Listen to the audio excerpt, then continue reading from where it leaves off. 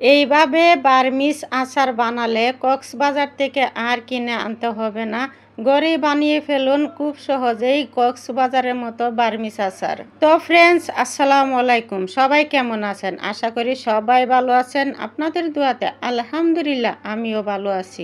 Burmese আচার বানানোর জন্য প্রথমেই তো আমাদের কাঁচা আম লাগবে। আর এই দিকে দেখেন বন্ধুরা, আমি কাঁচা আম নিয়েছি। আর আমগুলোকে প্রথমে আমি ভালোটিকে ছিলে নেব। তো ভালোটিকে এরমভাবে ছিলে নেব, সবুজ খোসাটা যে খোসাটা সেটা খুব সুন্দর করে ফেলে দেবো যেন কোনো খোসাটা না থাকে। আর এই আমরা তো একটু বাড়তি মানে ভিতরে আটিটা একটু শক্ত শক্ত হলে আমরা কিন্তু অনেক ভালো হয় আর বার্মিজ আচারের জন্য। আর যদি মানে আমরা একটু নরম হয় বা আটিটা শক্ত না হয় তাহলে কিন্তু আমরা একদম গলে যায়। আর আটিটা শক্ত থাকলে কিন্তু অনেক ভালো হয়। যাই হোক বন্ধুরা, আপনাদের সাথে কথা বলতে বলতে দেখেন আমি আমগুলো ছিলে নিয়েছি। আর সবগুলো আম কিন্তু নেই দেখতেই পারছেন, 6টি আম নিয়েছি। আর এই আমগুলো কিন্তু এত বড়ও না ছোটও না, মিডিয়াম সাইজের। তারপরে বন্ধুরা আমগুলো কিন্তু আমি ভালো করে ধুয়ে নিয়েছি। এই জন্যেই আমগুলো কিন্তু কাটার পরে আমি আর ধোবো না, কোনো প্রকারের পানি লাগাবো না। আর দেখতে পাচ্ছেন আমগুলো আমি কিভাবে পাতলা পাতলা করে কেটেছি বন্ধুরা। এই আমটা কিন্তু এত পাতলাও হবে না, আবার এত মোটা করে কাটা যাবে না, মিডিয়াম সাইজের করে কাটতে হবে। আর তারপরে দেখেন বন্ধুরা, এখানে আমি 1 কাপ চিনি দিয়েছি। আর 1 কাপ চিনি দিয়ে আমটাকে আমি ভালো করে মাখিয়ে নিচ্ছি। আর এখন আমার মাখানো শেষ হয়ে গেছে। তারপরে বন্ধুরা আমি আমটাকে প্রায় 2 ঘন্টার জন্য ভিজিয়ে রাখবো।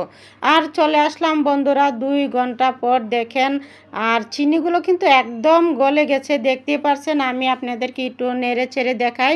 এই যে একটু খেয়াল করেন, খেয়াল করলেই বুঝতে পারবেন চিনি কিন্তু নাই, সবগুলো চিনি কিন্তু গলে গিয়েছে।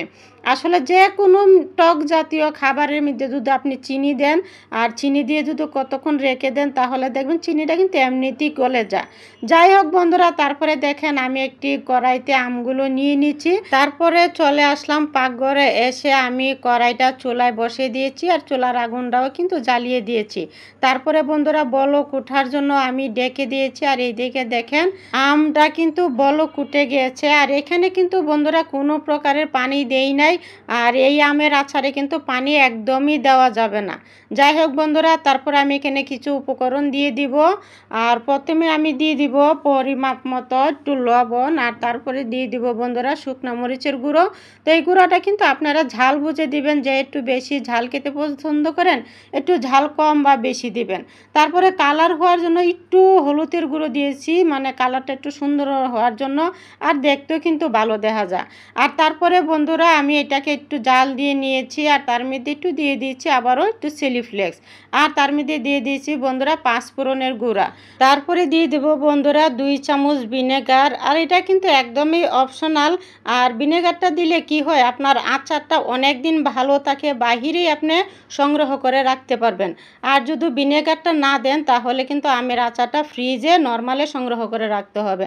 যাই হোক বন্ধুরা, এই দিকে দেখেন আমার বার্মিজ আমের আচারটা কিন্তু একদম প্রায় হয়ে গিয়েছে। আর ঠিক এরকম যখন হবে তখন কিন্তু নামিয়ে ফেলবেন।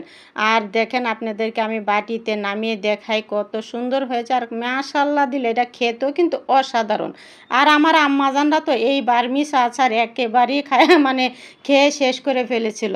যাই হোক বন্ধুরা, আমার বার্মিজ আচারের ভিডিওটা কেমন হয়েছে অবশ্যই জানাবেন।